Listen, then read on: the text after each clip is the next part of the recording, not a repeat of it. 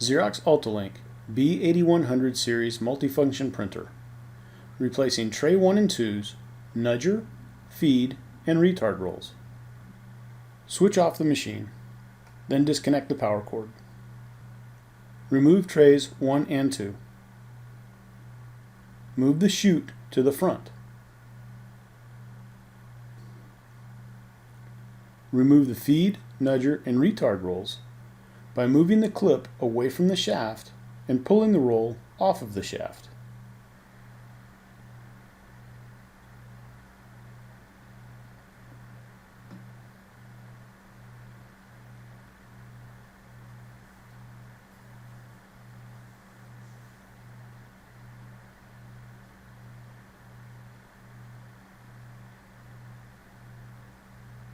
When replacing the rolls, make sure the drive dog on the shaft lines up with the one on the roll.